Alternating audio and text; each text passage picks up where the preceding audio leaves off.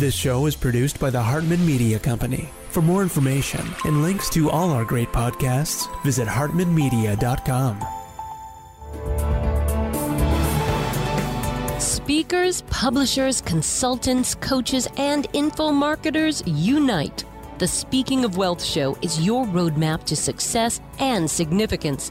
Learn the latest tools, technologies, and tactics to get more bookings, sell more products, and attract more clients. If you're looking to increase your direct response sales, create a big-time personal brand, and become the go-to guru, the Speaking of Wealth Show is for you. Here's your host, Jason Hartman. It's my pleasure to welcome John Warrilow to the show. I really enjoyed his books a few months ago. They are Built to Sell, Creating a Business That Can Thrive Without You, and The Automatic Customer, Creating a Subscription Business in Any Industry. John, welcome. How are you? I'm great, thanks, Jason. Good to be with you. Good to have you, and you're coming to us from chilly Toronto. Is that correct? That's right. Not as chilly as it is sometimes, though. Yeah. That's right. Yeah, That's good right. stuff. Good stuff. Tell us about how you got into helping businesses increase their value. So I used to own a company which I went to sell and was told it was worthless. This goes back about 15 years ago. It was a consulting company. It was based largely on, my own work to drum up customers. We built it up to $4 or $5 million in revenue. And we had clients like Microsoft and IBM. I mean, we had really good blue chip clients. So I thought I was sitting on this little gold mine. Right. And I went to see a guy named Perry Miele, I'll never forget, and gave him a few, details on the company. And he said, yeah, it's totally worthless. And it's been like told your baby's ugly. It was devastating for me at the time, but it kicked off this kind of long-term journey to figure out, okay, well, what does drive the value of a company? So why was it worthless, though? I mean, a consulting company with blue chip clients, I mean, that wasn't all about you. Was it built around your personal brand, or why did he say it was worthless? Yeah, so at the time we had too much customer concentration. So we had 2 or 3 major clients that were generating a ton of our revenue. Those relationships resided with me personally. So I was the one kind of doing the selling. I was still involved in overseeing a lot of the work that we did. So I was way too deeply entwined with the company. Now, to be clear, could have sold that company in its old structure, but it would have been on an earnout. So an earnout is where you essentially accept little or no money for your company up front, right, and then you get paid over time. But the risk is all on your shoulders, none on the buyer. And it's the entrepreneur's enemy, right? Like you never want to have the majority of your proceeds from the sale of your company stuck in an earnout because you don't control the outcome of an earnout. Yeah. Okay. Good stuff. What did you do next? And talk to us about the general philosophy of building value, or more specifically about subscription revenue value, whichever you like. Yeah, I mean, this goes back now, keep in mind, this goes back probably 15 years ago, if not more. And at the time, you might recall that companies like Forrester, Gartner, Jupiter, Yankee, to some extent Thomson Reuters, were all coming out with subscription offerings. These were essentially research offerings wherein you paid a fee to get access to some unique information from those companies. Right. And they went out and sold the same information to multiple companies. And so that was the model we adopted. And we went from, having a few clients to having hundreds of clients, all of which were Fortune 500 companies that paid us on a subscription basis, which ultimately was acquired by what became Gartner Group, big publicly traded Fortune 500 company. And it never would have been a sellable asset had we not moved from one-time transactions to a subscription model. So there are a couple of pieces there. One is making sure your company has a recurring revenue model that is not dependent on you personally. And number 2, that you've got some good customer diversification. So we went from, again, having 2 or 3 clients at any one time to having hundreds. Those 2 factors probably played the biggest role in making it a sellable asset. Okay, good. So what should entrepreneurs or aspiring entrepreneurs listening to this, what should they do? How should they think? What action should they take? I'm going to say something that sounds really easy to say, and it's incredibly difficult to do. But a lot of things in life are like that. Yes, it's the killer app. the essence of building a valuable company is ensuring that your company can thrive without you personally. And again, that sounds incredibly easy to do, but for most small businesses, especially ones in the information space, they're deeply dependent on the owner. And so the trick, I think, the first step in this process, Jason, is to figure out something that meets the trifecta of scale. So this is something that you offer today that meets 3 attributes. It's got to be teachable to employees, valuable to customers, and repeatable, meaning customers have to purchase it on some sort of regular cadence. And so that's really the first step in getting your business to go from one that is deeply dependent on you to one that has the potential to scale. Said another way, it's like for a lot of small businesses, they start off selling lots of things to a few people. That's the definition of most small businesses, right? They're selling lots of different products and services to a few people. And the most valuable companies do exactly the opposite. They sell just a few things to lots of people. And again, making that transition is about figuring out your trifecta of scale, what's teachable, what's valuable, what's repeatable. Okay. So essentially have a large diversified customer base. Is that the takeaway? Yes, but it's more than that. It's having a large group of customers that is only buying 1 or 2 things from you. Because for you to get your business to not be dependent on you personally, it comes down to, can you train employees to do it? And employees thrive on repetition, whereas entrepreneurs thrive on diversity, right? Like as most entrepreneurs, we love the new thing, right? The shiny ball, what's exciting, what's new. And that means that we tend to not finish things well. We tend to be better at starting things. Employees are exactly the opposite, right? There's a reason they're employees. There's a reason they haven't started their own company. And that is because they want to do things in a replicatable way. And so that's a conflict point for a lot of business owners because we want to do what's new. Employees thrive on what's consistent and what's stable. And so that's where we have to sort of temper our entrepreneurial instincts and give employees the ability to kind of get really good at doing 1 or 2 things. Mm-hmm. Okay, good. So take us through doing that. I mean, like you say, it's easier said than done, right? What does someone do if they've got a lot of people really are very much interested in info-oriented businesses because they have a lot of scale to them. It's a one-to-many model. It's very portable. You can live the quote-unquote laptop lifestyle. Everybody's attracted to all this stuff, right? But what do they do to actually do that, especially in a position where maybe they're the center of attention, it's personal brand based. Any advice for those people? Well, first of all, those businesses generally aren't sellable. Mm-hmm. So what you've got to do is transfer the brand equity from you to a thing. And so it's become very popular to talk about your personal brand, your social media footprint, and all those things are tremendous for selling information products. And at the same time, they dilute and in fact make your company worthless. And so what you've got to do is convert personal brand equity into company brand equity. If your website is a picture of you in a shining face sitting on an Audi A8, that's a problem.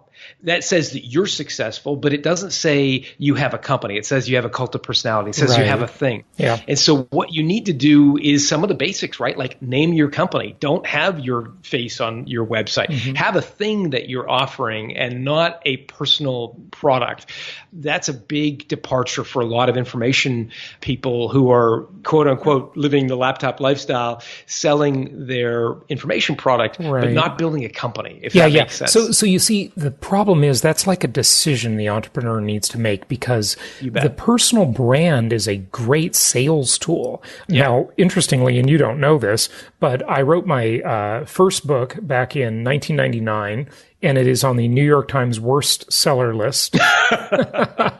It's called Become the Brand of Choice. And I seem to have discovered the personal brand thing very early in the game. I'd say it really started with Lee Iacocca. That was kind of the first sort of corporate personal brand way back in the 80s.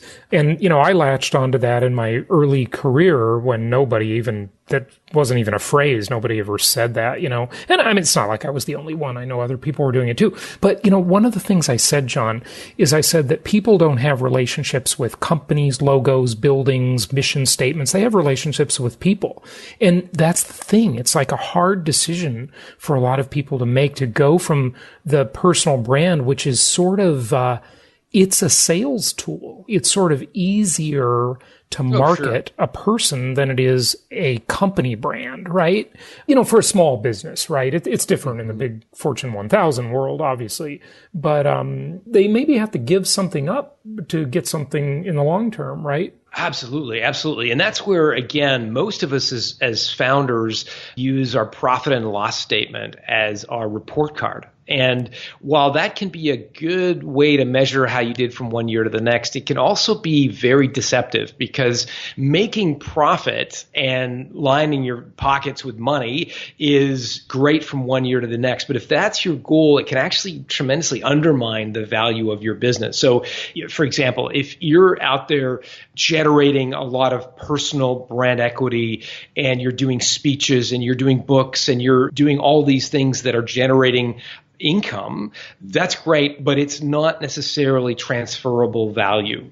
So it comes down to, how do we create an asset that is not dependent on us? It starts with figuring out what your TVR is, what product you have that could be delivered without your personal creativity, your personal delivery model.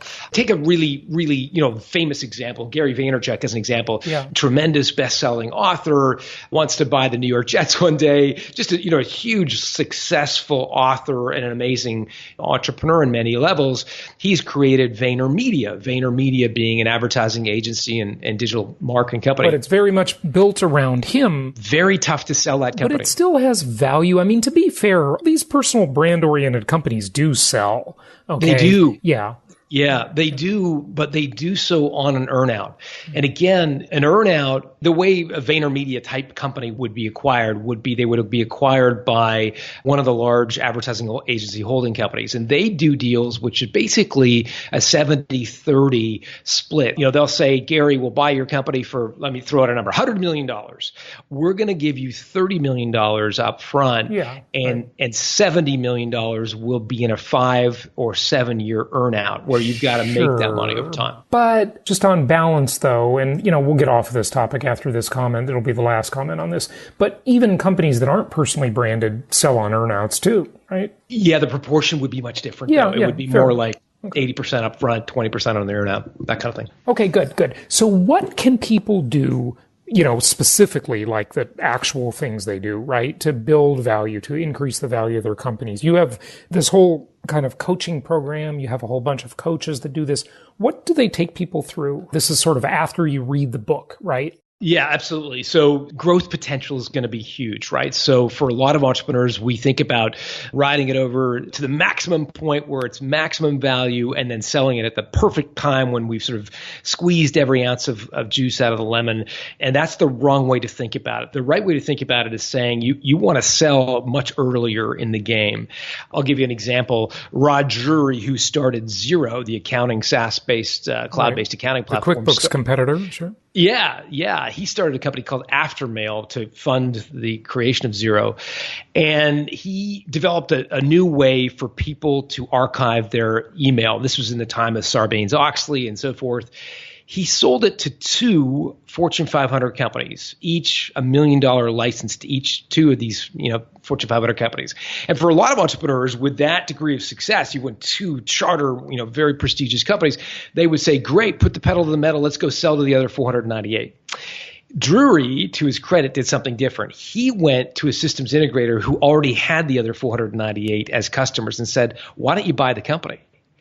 He sold Aftermail, which at the time was generating $2 million of revenue, for $35 million. That's an unbelievable multiple revenue, but he did it because of its growth potential, because the systems integrator could see how big it could be so quickly. Okay. If he had gone out and harvested all that revenue himself, he never would have sold it for such a high multiple. Okay, so tell us a little more about harvesting versus having the big growth potential. Yeah, it's really leaving some field left to plow, to use a farming analogy. Like, I'll give you the opposite. So Rogeri is a great example. There's the opposite. I've got a friend who has a radiation treatment cleanup business. He helps people deal with their radioactive waste. So hospitals and so forth have radioactive waste in their x-ray machines, and he helps companies clean that up. He is sanctioned or authorized as one of only 2 radiation cleanup companies to do what he does in Canada by the Canadian Radiation Safety Board. He's got like 95% market share of every hospital, airport in the country. And so he's got the opposite problem in the sense that there's very little field left to plow. For an acquirer to come in, private equity group might buy his business because it just churns out profits reliably year after year. But it would be difficult to make the case it's going to grow very, very quickly because he's already got maximum market share. So most people think, market share is a good thing. And to some extent it is. It gives you pricing authority.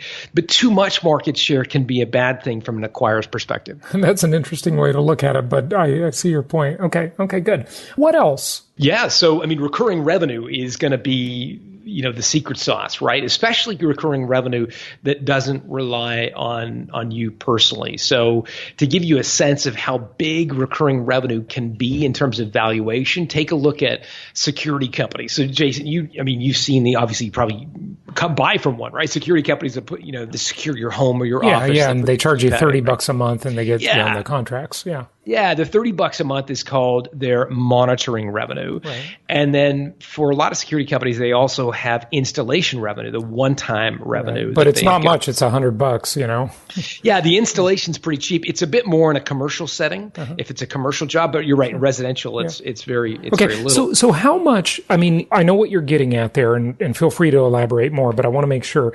How much should a business be willing to, lose on that customer acquisition for that MRR, monthly recurring revenue? I've had many alarms installed in my homes over the years.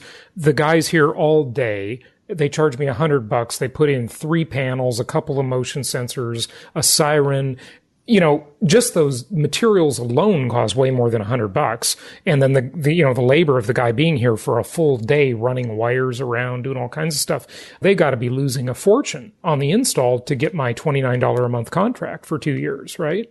They sure are, but it's worth it to them because the lifetime value far exceeds the customer acquisition cost. So for anybody in the recurring revenue game, whether you're selling information products or software, the most important statistic to monitor is this thing called LTV to CAC. LTV stands for lifetime value of a customer, and CAC stands for customer acquisition costs. Okay. And most investors, professional money people, venture capitalists and so forth, institutional money, are looking for subscription-based companies with an LTV to CAC of at least 3 to 1, meaning for every dollar you spend to acquire the customer, and that would include any costs you subsidize in the installation, for every dollar you spend to acquire the customer, you're capturing at least $3 of lifetime value. So for round numbers, let's say you're paying $30 a month and you stick with your security company for 60 months, 5 years, let's say. Yeah. 30 times 60 is $1,800, I think, if I'm doing the math right on the back of my head. Yeah. So that's your LTV, your lifetime value of that customer before they churn out. So that would mean that if $1,800 is your lifetime value, you would have to win that customer for less than $600 to be on target for that, at least a 3 to 1 LTV to CAC ratio. And then you really have to do an even more complicated calculation than that if you're really looking into the lifetime value of money, or time value of money, I should say, if it's a long-term lifetime value. But forget about that. The simple example is good enough. Here's the thing though, John. A lot of these, in fact, I think the vast, vast majority of SaaS-based software products all over the web, we all subscribe to them all, many of them, they basically say cancel at any time. They'll say, well, you get a discount if you pay for the year. right? So I guess they do have a lifetime value of at least a year, right? For a web-based software product. But, some will just say month to month, cancel anytime, right? And they'll spend money to acquire that customer. How do you make that calculation? Well, first of all, business to business subscription companies rarely have a cancel anytime policy. Most business to business software from, Zuora to Oracle to Salesforce.com have contract terms, and so that is how they estimate the value of the contract. Essentially, what you're doing to calculate in a business to consumer model where you give the customer the opportunity to cancel at any time, you're essentially calculating something called your MRR churn rate. So MRR stands for monthly recurring revenue. And your churn rate is usually expressed as a revenue number. So let's imagine, for round numbers, let's imagine you have $100 of MRR coming into your company at the beginning of a month. Let's say you have 10 subscribers paying you $10 each. Your MRR would be $100. Further, let's imagine you lose one of those customers. Essentially, they cancel. So now your MRR churn rate is 10%, $10. You lose $10 of the $100 you had coming into the month. And so that's a key statistic enabling you to identify your LTV to CAC ratio, because your LTV in a business to consumer model is calculated by taking your MRR divided by your MRR churn rate. Mm-hmm. All this stuff, there's a lot of math that's kind of hard to listen to. Yeah, right. It sort of needs to be demonstrated visually. Yeah, it's in the book, and there's some examples in Automatic Customer. That's probably the better place to get some of the kind of nitty gritty. But essentially, the principles are you're calculating your lifetime value based on how much revenue you capture from a typical customer and your typical churn rate. So you can predict essentially in that business to consumer example you referenced what your churn rate is going to be, and therefore your lifetime value of a typical subscriber. Okay, so we got to wrap up here fairly soon, but in the book, the Automatic Customer book, in part 2, you talk about the 9 subscription business models. I want to run through those. You grab comments on whatever you want, whichever one, right? The membership website model, that's what I was just referring to. The all-you-can-eat library model, the private club model, the front-of-the-line model, the consumables model, the surprise box model, the simplifier model, the network model, the peace of mind model. What do you want us to know about that? Basically, I want you to know that no matter what industry you're in, you can create recurring revenue. There's a good example in the book from the guys who started H. Bloom. They're a flower store who decided to sell flowers on subscription. So they went out to hotels and restaurants who buy flowers regularly to give that kind of prestigious image and said, look, don't bother walking down to the local flower store. We'll sell you flowers on subscription. And it's an example of an industry where you wouldn't intuitively think subscription revenue would be possible, but they've done it. And so the goal of the Automatic Customer is not to regurgitate a bunch of SaaS models, because we all know SaaS companies, software as a service models, bill on subscription. The goal for the book was to say, no matter what industry you're in, whether you're selling dog food or flowers or information products, you can create recurring revenue. And it's going to be probably the single most important attribute making your company valuable is going to be the recurring revenue model you've created. Okay, good. What else do you want people to know? Just anything I haven't asked you about either book or any of your work, John? Let me circle back on the security company example. The installation revenue, by the way, is worth about 75 cents on the dollar. The recurring revenue to an acquirer is worth about $2 for every dollar of revenue. So your recurring revenue in the case of security businesses is worth roughly dollar for dollar about 3 times more than the installation revenue. Just to sort of finish that point from earlier, and this is kind of one major driver, recurring revenue, in making a company more valuable. There's 8 factors we measure, but that's probably, arguably the most important of the 8. Mm-hmm. Okay, good stuff. Okay, give out your website. Valuebuilder.com. Valuebuilder.com. Just a final question for you. What is the future of any of this? What are some of the best sort of future-proofing tips? Where do you think all of this is going? I mean, it's like, in my businesses, we just live in a subscription society nowadays. And I try to keep remembering what it was like when we used to go buy Microsoft Office for $350 and then we'd own it. But then Bill Gates would always make so many flaws in it that we'd have to upgrade it anyway. So that was really a subscription in disguise, But You skeptic, you. Yeah, I'm a skeptic. Yeah. Cynical guy. But, I mean, it just feels like we're just getting soaked by subscription fees everywhere, and managing the subscriptions is such a hassle.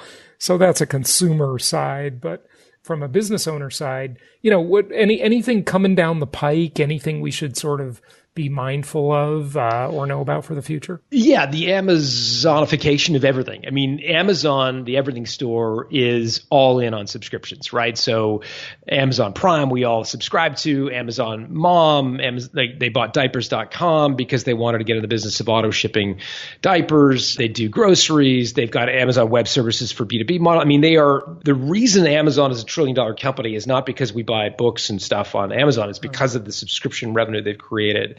And what that means for small businesses is being the local guy or gal has basically become moot, right? Just because you're the local dog food provider means nothing anymore. Mm-hmm. So my sense of where we're going is more subscriptions and more, we've got to rethink our competitive point of differentiation in a world of subscriptions. The other thing I would say is that it's awfully tempting to let inertia take hold and say, the classic would be when you ask a small business owner, when do you plan to sell? The classic is, probably the next 3 to 5 years. You go back to the same business owner 5 years later, said, hey, did you sell that company? And they say, no, we're probably 3 to 5 years away from selling it. They're permanently 3 to 5 years away from selling. And that's dangerous because industries change at an incredible pace.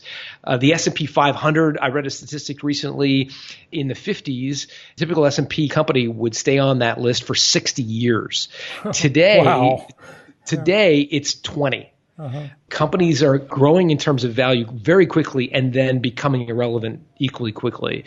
And so my message to business owners is, hey, if you built a valuable company, don't be greedy, sell it. Put some money in your jeans, create some value, go do the next thing, because you never know when the world will change. Yeah, it is a fast-changing world. There's no question about that. Well, very interesting discussion. Thank you so much for joining us, and keep up the good work. Well, thanks, Jason. It's good to be with you. Thank you so much for listening. Please be sure to subscribe so that you don't miss any episodes. Be sure to check out the show's specific website and our general website, hartmanmedia.com, for appropriate disclaimers and terms of service. Remember that guest opinions are their own, and if you require specific legal or tax advice or advice in any other specialized area, please consult an appropriate professional. And we also very much appreciate you reviewing the show. Please go to iTunes or Stitcher Radio or whatever platform you're using and write a review for the show. We would very much appreciate that. And be sure to make it official and subscribe so you do not miss any episodes. We look forward to seeing you on the next episode.